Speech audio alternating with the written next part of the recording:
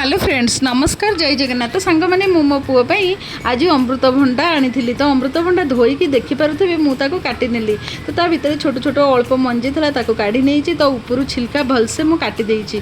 तो तापर मुझे काटिकी मो बेबी मैश रे जो गुड़ा बेसी पाचला पाचला दुसला ताको मु ग्राइंड करी कहीं सी सेमती चोबेकी अल्प खाई पारे ता तंटी लाखे तो देखो सी केते खुशी रे अमृतभंडा खाऊची तो मो पुआ एबे गोटे वर्षर हो जाइए तो सांग मैंने मुझे देखूँ माने सी खावाई एत व्यस्त मो बर्तन रे भी ताको निकालनी तो से मुझे खुआऊँ तो देखो सांग मैंने सी केते खुशी होगी खाऊँ तो आपण मान पिला जदि 6 मास ऊपर को थे जरूर ये फ्रूट्स ट्राए करेंगे तो मो आयंस को सब प्रकार फल दौची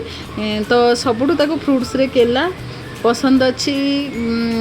सी कदली खायापी बहुत भल पाए तो मुझे चेंज करके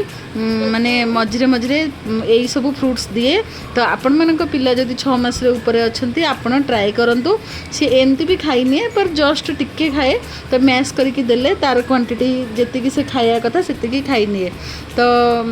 सांग मैंने रही नमस्कार जय जगन्नाथ तो आम वीडियो जदि भल लगे तो सब्सक्राइब शेयर एंड लाइक करने